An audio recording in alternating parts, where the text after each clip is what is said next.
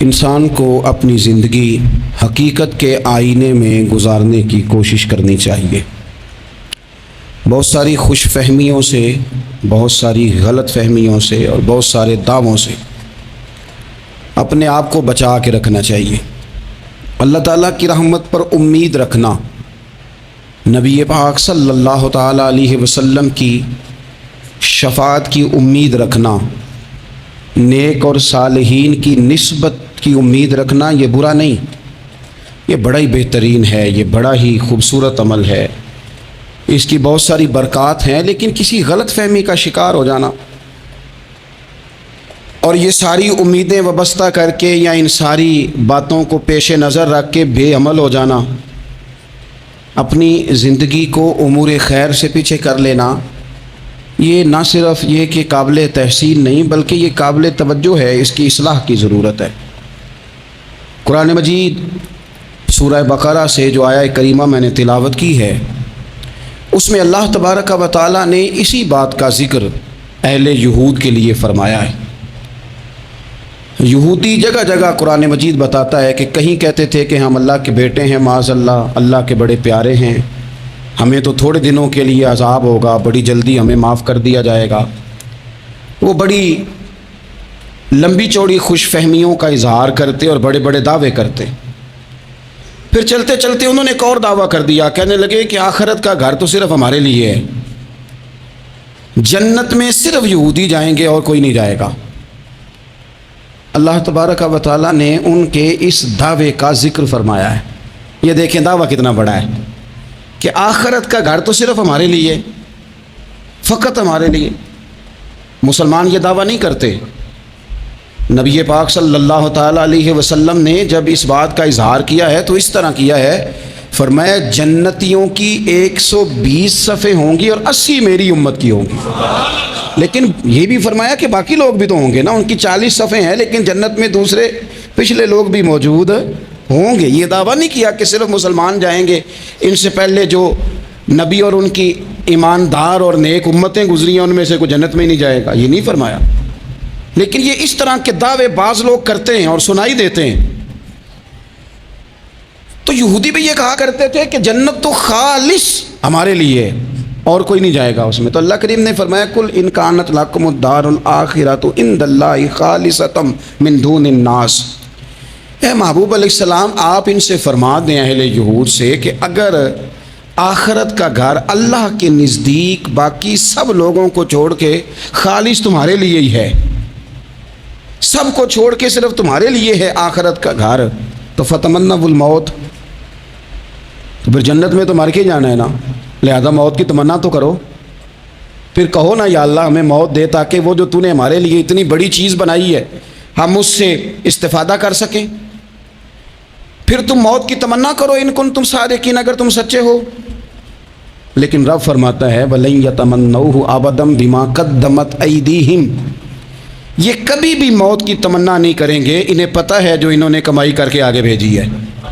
یہ موت کی دعوے کریں گے کہ جنت میں صرف ہم ہی جائیں گے، لیکن کبھی بھی موت کی تمنا، یہ کبھی موت کی تمنا نہیں کریں گے، اس لیے کہ انہیں پتہ ہے کہ ہم نے آخرت کے لیے کیا۔ یہ جو بہت سارے لوگ کہتے ہیں نا میری نسبت اور میری بات اور بلے بلے سارا کچھ میں ہی ہوں، تو ان سے کہو پھر سارا پیسہ کوٹھی پہ ہی لگائے جاتے ہو، پھر تو جنت تمہارا انتظار کر رہی ہے، پھر یہاں اتنے خرچے کرنے کی تمہیں کیا مشکل پڑی ہوئی۔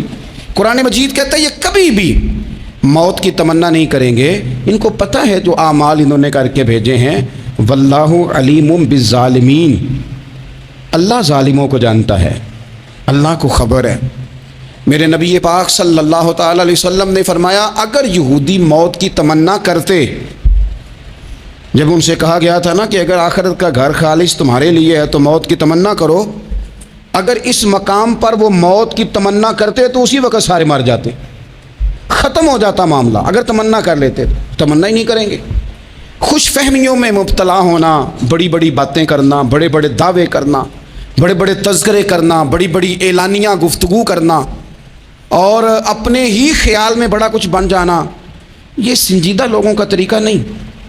میں نے کچھ آستانے اپنی آنکھوں سے دیکھے، وہ کہتے ہیں جناب ہمارے حضرت کی نسبت اور حضرت ساتھ بیٹھے مسکرا رہے ہیں، اتنی دیدہ دلیری تو نہیں نہ ہونی چاہیے۔ آپ اپنے سامنے سارا کچھ اپنے آپ کو کہلوا رہے ہیں. شیخ ہلکا ہلکا مسکرا رہے ہیں, ان سے پوچھیں تو کہتے ہیں جی میں تو نہیں کہتا. تو آپ کہتے نہیں تو منع کیوں نہیں کرتے؟ آپ خوش فہمیوں میں, نعت خواں کھڑا ہوا ہے تو اس نے نسبت کی بات شروع کیا تو اللہ جانے وہ کدھر کا کدھر پہنچ گیا ہے. میں کہتا ہوں کون انکار کر رہا ہے نسبت کے فیض کا؟ کون منکر ہے؟ یہی تو باعث نجات ہے ہمارے لیے امیدیں. لیکن یہ کہ خوش فہمی میں مبتلا ہو جانا اور اس طرح کے بڑے بڑے دعوے کرنا, اور پھر بہت ساری خوابیں آتی ہیں لوگوں کو, اور خوابوں کی بنیادوں پر بڑا کچھ بنتا ہے.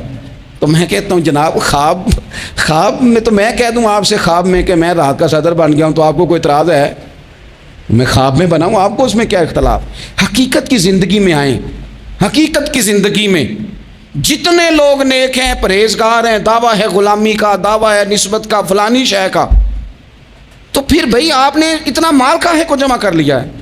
پھر یہ کاریں, یہ بنگلے, یہ کوٹھیاں, یہ جائیدادیں, یہ جلسوں کی فیسیں, یہ نعتوں کی فیسیں, یہ کس لیے؟ پھر تو آخرت آپ کے لیے سجی ہوئی ہے, سنوری ہوئی ہے, پھر تو آپ اس طرف توجہ کریں. حقیقت پسندی کا مزاج جب تک قوموں میں نہیں آتا, قومیں اتنی دیر تک اپنی روحانی, اخلاقی اور کردار کی بلندی نہیں حاصل کر پاتی. تو موت کی تمنا, یہاں ایک بات اور سن لیں, شریعت اسلامیہ کے اندر مصیبتوں سے گھبرا کر موت کی تمنا کرنا منع ہے.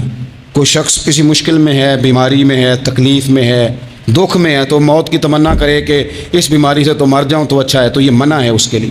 ہمارے ہاں کچھ لوگ لا علمی کی بنیاد پر چھوٹا سا جھگڑا گھر میں ہوا تو کہتے ہیں میں تو اللہ سے دعا کرتا ہوں میں اب مار ہی جاؤں. بھائی آپ اتنی سی بات نہیں سہ سکے اور آپ نے اتنی سی بات پر اتنی بڑی بات کر دی کہ میں اب چلا ہی جاؤں, اور یہ جھگڑوں کے اندر عام لوگ کہہ دیتے ہیں, یہ منع ہے.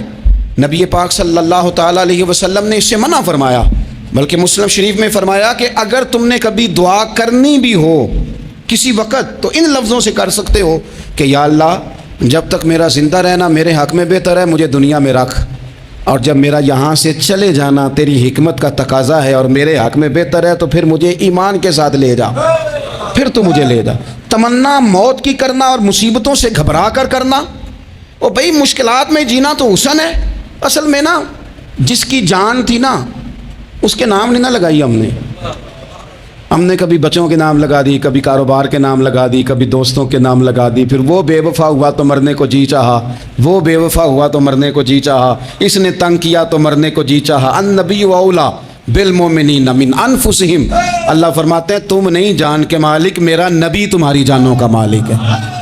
جان پاوے نہ جان میرے محبوبہ, میں تے لگیاں توڑ نبھیساں, رات تیرے وچ رول کے مرساں, تے قدم نہ پچھاں ہٹے ساں, شہر تیرے دے ٹکڑے منگ ساں, تے تیرے کتیاں دے قدم چمے ساں. آزم اے جان امانت تیری, تو جدو منگ سیں میں پیش کرے ساں. یہ تو کسی اور کی ہے, ہماری ہے نہیں. تو بہت سارے لوگ گھبرا کر ہو بڑی تکلیف آ گئی. بھئی آپ جلدی نہ کریں, بالکل جلدی نہ کریں, آپ حوصلہ پیدا کریں. اور جیا تو جاتا ہی مشکل میں ہے.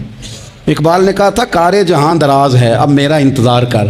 یہ زندگی لمبی ہے, یہ مشکلات سے ہو کر کے گزرتی ہے, اس میں مد و جزر رہتا ہے. تو شریعت اسلامیہ میں منع ہے موت کی تمنا کرنا, موت کی خواہش کرنا.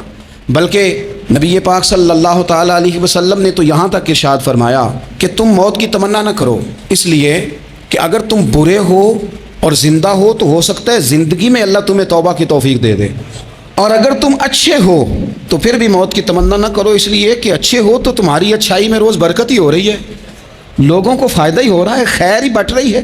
تمنا موت کی کرنا, اور ویسے بھی نہ ہم اپنی مرضی سے یہاں آئے ہیں اور نہ مرضی سے جانے کی کوشش کرنی چاہیے. معاذ اللہ, نہ اپنی مرضی آئے ہیں نہ اپنی مرضی سے کوئی مرنے کی کوشش کرے گا تو خودکشی حرام ہے, اور رب رسول کی مرضی سے مرے گا تو وہ شہادت ہے. وہ اس طرح کی شہادت ہے کہ جس میں کہا مردہ کہنا ہی نہیں, یہ تو زندہ ہے, اس لیے کہ میرے نام پہ مر گیا ہے. تو موت کی تمنا کرنا یا اس طرح کا رویہ منع ہے. البتہ یہ جو یہود کا کام تھا, ان کا جو لہجہ تھا, اللہ فرماتے ہیں یہ تو ہزار سال عمر مانگتے ہیں, تو جانا ہی نہیں چاہتے. کچھ لوگ لمبی عمر کے حریص ہوتے ہیں, اس کی وجہ یہ ہوتی ہے کہ آخرت کے لیے کام نہیں کیا, آخرت پر اس طرح کا یقین نہیں, اس طرح کا مزاج نہیں, دنیا داری کا مزاج بن گیا, بہت سارا مال جمع کر لیا, بڑے بنگلے بنائے, اتنی مشکل دنیا داری کٹھی کی, اب چھوڑ کے مر جائیں. لوگوں کا مرنے کو دل ہی نہیں کرتا، کوئی ارادہ ہی نہیں ہے، بالکل نہیں دنیا چھوڑنا چاہتے، محنت سے اکٹھی کی ہے، اتنے لاؤ لشکر بنائے ہیں، اب کیسے چھوڑ جائیں؟ کچھ لوگ ایسے ہیں جنہوں نے گٹھڑی باندھ کے رکھی ہوئی ہے، ان کو زیادہ ویٹ نہیں کرنا پڑتا، اس لیے کہ انہوں نے کوئی سامان بوکی نہیں کرایا، تو جو ہے ہینڈ کیری ہے، اس لیے لوگ انتظار کرتے رہیں گے اور جناب بلال حبشی جنت میں پہنچ بھی جائیں گے۔ ابھی میزان عمل لگا ہوگا لیکن حضرت ابو ذر غفاری جنت میں ٹہلتے ہوئے نظر آ رہے ہوں گے۔ لوگوں نے جمع نہیں نہ کیا، جتنا مال زیادہ اتنی چیکنگ بھی اس کی زیادہ، جتنے بیگ زیادہ، ایئرپورٹ پہ اتنا انتظار بھی زیادہ۔ ہینڈ کیری والے کو کوئی مسئلہ اسی کسے دیکھو جو بھی نہ لگ دے تے نہ کوئی ساڈا دردی، بھائی مال کا ہے کا تو حساب کا ہے کا۔ مولا علی شیر خدا کرم اللہ تعالی وجہہ الکریم سے کسی نے کہا ہم گنجائشیں تلاش کرتے ہیں نا، اور شریعت کی گنجائش اختیار کرنے میں حرج بھی کوئی نہیں ہوتا، شریعت گنجائش دیتی ہے، مال جائز ہو آپ کو تو آپ اس کو استعمال کریں، بڑا مکان بنائیں، بڑی جائیداد خریدیں، بڑی گاڑی میں سفر کریں، مہنگا موبائل خریدیں، اچھے کپڑے پہنیں، کوئی منع نہیں کرتا۔ لیکن جو حضور کا مزاج ہے، جو سرکار نے اپنے لیے پسند کیا، وہ یہ ہے کہ سویرے روٹی کھانی ہے، شام کو فاقہ کرنا ہے۔ تو حضرت مولا علی شیر خدا کرم اللہ تعالی وجہ الکریم سے کسی نے کہا کہ چلو جائز پیسے اکٹھے کر لیں، جائز تو جمع کرنا منع نہیں۔ تو حضرت علی کی باتیں بڑی حکمتوں والی تھی نا، تو ایک جملے میں انہوں نے کئی جواب دے دیے، کہنے لگے میاں مال حرام ہو تو عذاب ہوتا ہے، حلال ہو تو حساب ہوتا ہے، لہٰذا ہم دونوں کام ہی نہیں کرتے، نہ ادھر جاتے ہیں نہ ادھر جاتے ہیں۔ جمع کرنے کی حاجت کیا ہے؟ دنیا اتنی سجا لینا، اتنی سوار لینا،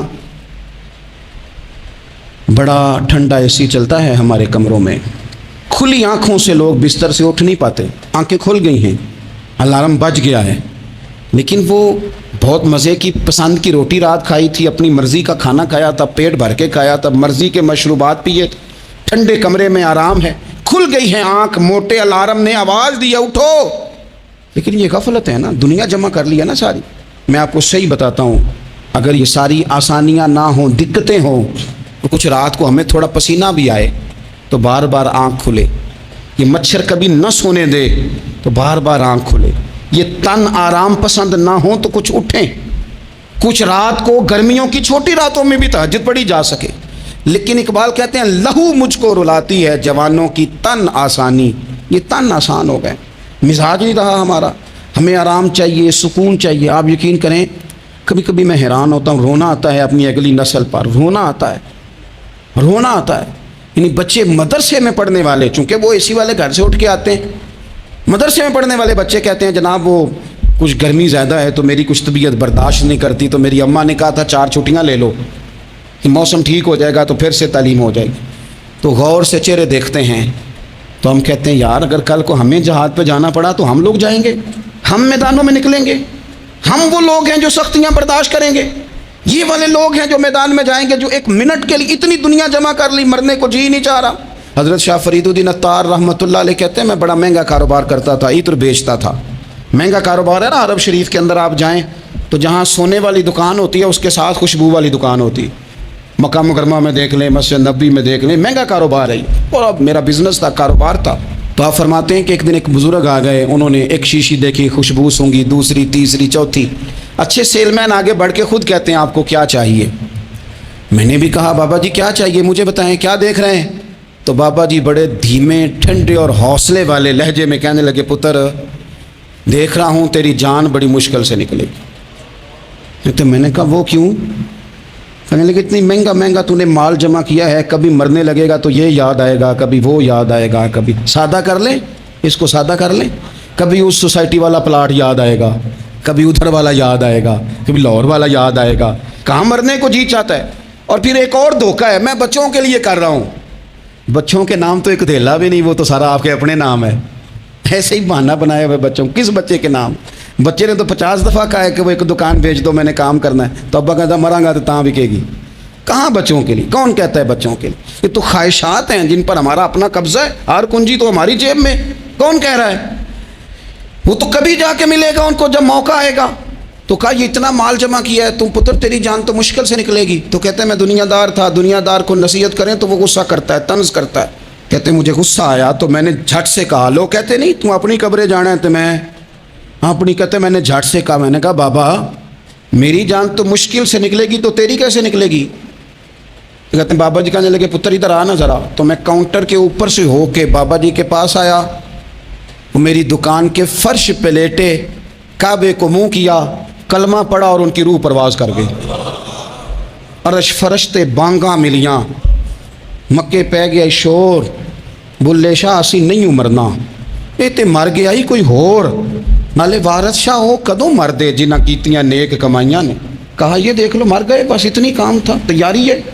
امام غزالی کا آخری وقت تھا نا، تو انہوں نے وضو کیا، غسل کیا، خوشبو لگائی، اپنے ہاتھوں سے چادر بچھائی، پھر تکیہ رکھا، پھر لیٹے، پھر حضور پہ درود پڑھا، اور پھر کہنے لگے رب اگر تیری مرضی ہے تو غزالی بھی تیرا تیار ہے۔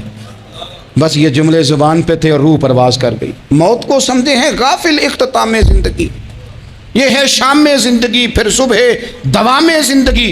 عزیز بھائیو، ہم نے نا بڑی آسائشیں جمع کر لی، بڑا کچھ اپنی عقل کے زور پر ہم نے اکٹھا کر لیا، نہیں ہمارا پروگرام۔ کسی سے پوچھ لیں صحت کیسی ہے، تو عمر اگر اس کی بڑی اوپر بھی چلی جا رہی ہو، اب تو خیر سالگرہ میں آنے کا رواج ہر جگہ آ گیا ہے، ہم سے بھی لوگ پوچھتے ہیں کہ آپ بتائیں آپ کس تاریخ کو پیدا ہوئے تھے، تو میں کہتا ہوں کوئی کارنامہ سر انجام دے لینے دو، پھر بتا دیں گے۔ ابھی تو کچھ کر نہیں سکے، کچھ بتائیں گے تو کچھ دن بھی منا لیں گے، ابھی تو لگتا ہے کہ بڑا وقت ضائع ہو گیا ہم سے۔ تو عزیز بھائی، کوئی نہیں کہتا کہ اب ٹائم آ گیا ہے، شوگر ہو گئی ہے، بلڈ پریشر ہو گیا ہے، طبیعت خراب رہتی ہے، فلانا مسئلہ ہو گیا ہے، تو تمنا موت اور موت کا ڈر اور نہ مرنے کا ارادہ اور دنیا سے دل کو لگا کے رکھنا اور ہر وقت جینے کی خواہش پیدا کرنا اور ہر وقت حالمی مزید کی دوڑ میں رہنا، وہ لوگ اس لیے تیار رہتے تھے، دعائیں مانگتے تھے شہادت کی، کہ انہوں نے نا دنیا بنائی نہیں تھی۔ حضرت عمر نے تو دوسرا کرتا نہیں پہنا ساری زندگی، وہ جو مکان آ رہا تھا وہی چل رہا تھا، وہ تو تھوڑے پہ قرضہ تھا ان پہ، لیکن ہر نماز کے بعد صحیح بخاری میں موجود ہے وہ دعا مانگتے تھے، اللہم ارزقنی شہادتا فی سبیلک، یا اللہ ایسا نہ ہو میں تبھی موت چلا جاؤں، مجھے اپنے رستے میں شہادت کی موت دینا۔ ہر نماز کے بعد دعا مانگی جا رہی، لیکن شہادت والی موت کی نہیں، شہادت والی موت، اللہم ارزقنی شہادتا فی سبیلک۔ اور مالک مدینہ چھوڑنے کو دل نہیں کرتا، یا اللہ شہادت کی موت دینا، اور دینا بھی اپنے نبی کے شہر کے اندر، یہیں رہوں، یہیں میرا مدفن بنے۔ اللہ نے انہیں موقع دیا۔ آپ دیکھیں نا، ان لوگوں کا دل کرتا تھا۔ حضرت خالد بن ولید رضی اللہ تعالیٰ عنہ ساری زندگی میدان میں گزاری، پورے جسم میں 1 انچ جگہ باقی نہیں تھی جہاں زخم نہ ہو، ساری زندگی میدان میں رہے، لیکن آخری وقت روتے تھے، فرماتے تھے اس کی بے نیازی دیکھو، میں شہادت کے لیے میدان میں رہا لیکن شہادت میرا مقدر ہی نہیں تھی۔ اور پھر آخری وقت بھی فرمایا میرا گھوڑا، میرے کپڑے، میری زرہ، میری تلوار یہ کسی مجاہد کو دے دینا، چلو میں اب جہاد میں نہیں ہوں تو میرا سامان تو جہاد میں رہے، کسی مجاہد کو دینا۔ ان لوگوں نے جتنی محنت کی نا مرنے کے بعد کے لیے کی، مرنے کے بعد کے لیے، زندگی کا جو دوسرا پل ہے اس کے لیے کوشش کی، وہاں انہوں نے صدقات جمع کرائے، خیرات جمع کرائے، عبادات جمع کرائیں، حسن اخلاق جمع کرایا، اچھا سلوک جمع کرایا، انہوں نے آخرت کے بینک میں ڈھیروں مال جمع کرایا، وہاں ان کے مکان بک ہوئے، جنت میں ان کے نام کی بڑی بڑی جگہیں اللہ تبارک و تعالیٰ کے فضل سے طے کی گئیں، تو پھر انہیں وہاں جانے میں کوئی دشواری بھی نہیں تھی، انہیں کوئی مشکل نہیں تھی، وہ تیار تھے، لیکن چونکہ ساری محنت ہی دنیا کے لیے ہے، وہ جو خاص ایک آخرت پر مسلمان کا ایمان اور یقین اور تیقن تھا، اس طرف ہمارا مزاج نہیں۔ آپ دیکھیے حضرت ملک الموت اسرائیل علیہ السلام نا حضرت ابراہیم علیہ السلام کی روح قبض کرنے کے لیے حاضر ہوئے، تو کہا جناب چلیے آپ کی روح لینے آیا ہوں۔ تو حضرت ابراہیم علیہ السلام فرمانے لگے اسرائیل، یہ قاضی ثناء اللہ صاحب پانی پتی رحمۃ اللہ علیہ نے اس کو تفسیر مظہری میں لکھا ہے، حضرت ابراہیم خلیل اللہ علیہ السلام فرمانے لگے اسرائیل کیا کوئی خلیل بھی اپنے خلیل کی روح قبض کرتا ہے؟ واتخذ اللہ ابراہیم خلیلا، اللہ نے تو مجھے دوست بنایا، دوست ہو کے دوست کی روح قبض کرنے جا رہا ہے۔ حضرت اسرائیل نے ارادہ چھوڑا اور حضرت ابراہیم کا وہ جملہ لے کے رب کی بارگاہ میں حاضر ہوئے، عرض کی مالک جناب ابراہیم علیہ السلام نے فرمایا ہے کہ اللہ کی بارگاہ میں عرض کرو کہ مالک کیا کوئی خلیل بھی اپنے خلیل کی روح قبض کرتا ہے؟ تو رب کریم نے فرمایا اب میرا بھی پیغام جا کے جناب ابراہیم کو دے دو، ان سے جا کے کہو رب فرماتا ہے کیا کوئی خلیل بھی اپنے خلیل کی ملاقات کو ناپسند کرتا ہے؟ آپ کو تو ملنے کو بلا رہے ہیں، موت تو ایک پل ہے، یہاں سے گزریں گے تو جا کے محبوب سے ملیں گے، تو کیا کوئی خلیل بھی ناپسند کرتا ہے کہ وہ اپنے خلیل سے ملاقات نہ کرے؟ حضرت سیدنا اسرائیل علیہ السلام پیغام لے کے آئے اور کہا ہے اللہ کے خلیل رب فرماتا ہے کیا خلیل بھی خلیل کی ملاقات کو؟ تو حضرت ابراہیم تو کھول کے روئے، کہنے لگے اب دیر نہ کر، اب ذرا جلدی کر، اب ذرا جلدی لے جا۔ اور میرے نبی پاک صلی اللہ علیہ وسلم نے فرمایا، سیاستہ میں حدیث ہے، فرمایا تم میں سے جو رب سے ملنے کو پسند کرتا ہے نا، جو اللہ سے ملنے کا شوق رکھتا ہے نا، اللہ بھی اس کی ملاقات کو پسند فرماتا ہے۔ تم میں سے جو رب سے ملنے کا شوق رکھتا ہے، اقبال کیا کہتے ہیں؟ کہتے ہیں تیرے عشق کی انتہا چاہتا ہوں، تو میری سادگی دیکھ میں کیا چاہتا ہوں، میرا ذرا سا تو دل ہے مگر شوق اتنا، میں وہی لن ترانی سنا چاہتا ہوں، مالک میرا دل کرتا ہے میں تجھ سے کہوں رب آرینی، میں تجھے دیکھنا چاہتا ہوں، اور تو مجھے کہے لن ترانی، تو نہیں دیکھ سکتا، میرا ذرا سا تو دل ہے مگر شوق اتنا، میں بھی وہی لن ترانی سنا چاہتا ہوں۔ پھر خود ہی کہنے لگے او بھری بزم میں راز کی بات کہہ دی، میں بڑا بے ادب ہوں سزا چاہتا ہوں۔ یہ تو سب کو بتانے والی بات ہی نہیں تھی جو میں نے بتا دی، بھری بزم میں راز کی بات کہہ، بڑا بے ادب ہوں سزا چاہتا ہوں۔ نبی کریم علیہ السلام نے فرمایا تم میں سے جو رب کی ملاقات کا شوق رکھتا ہے نا، اللہ بھی اس کی ملاقات کو پسند فرماتا ہے۔ اور فرمایا تم میں سے جس کا رب سے ملنے کا شوق نہیں نا، اللہ بھی اس کی ملاقات کو پسند نہیں فرماتا۔ یہ سیاستہ میں حدیث ہے۔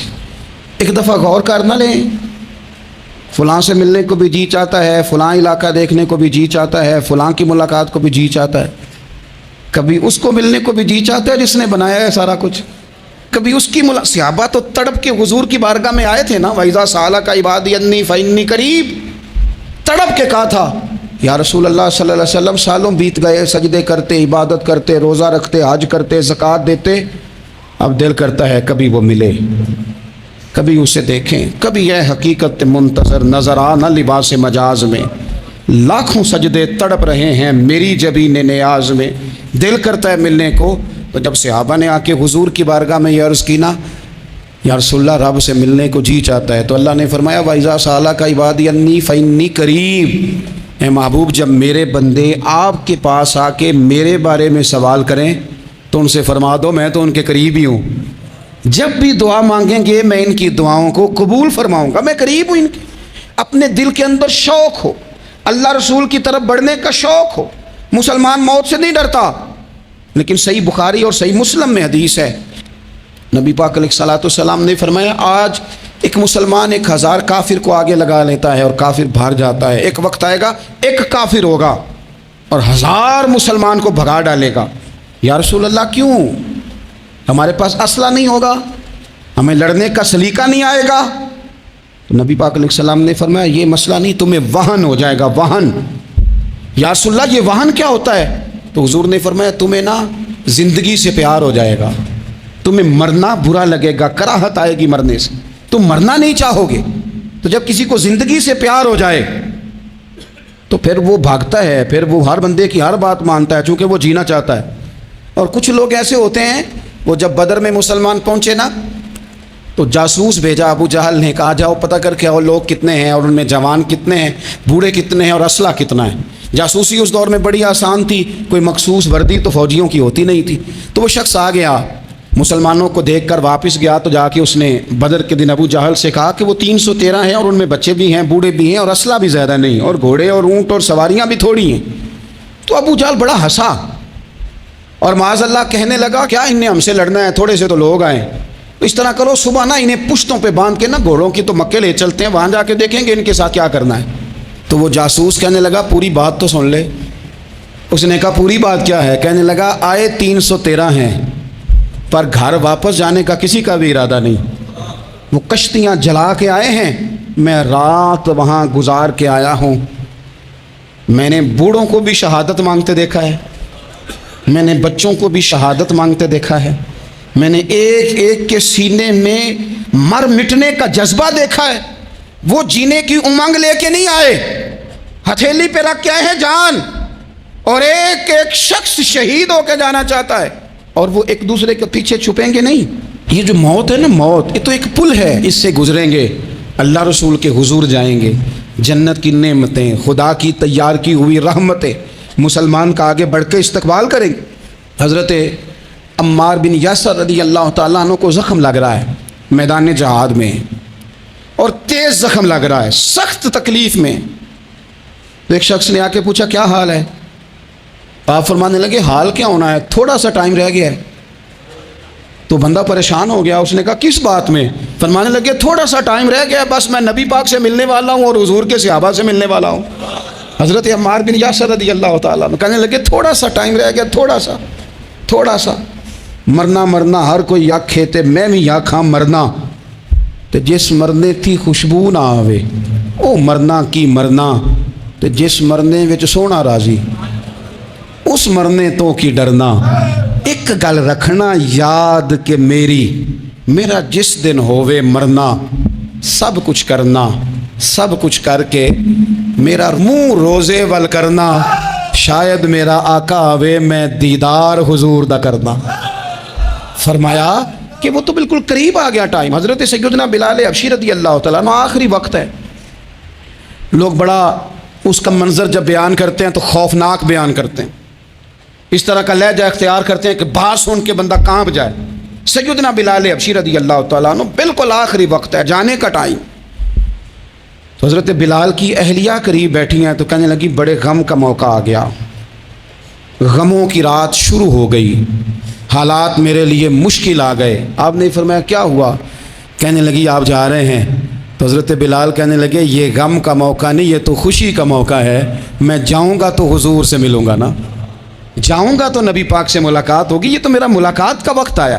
تو اپنی زندگی کے اندر انسان کچھ اپنی آخرت کے لیے کرے، کچھ زاد راہ جمع کرے، کچھ وہ تیاری کرے، کچھ اس کے پاس ایسے اعمال ہوں جس کی بنیاد پر اس کا رب رسول کی بارگاہ میں حاضری کو جی چاہے.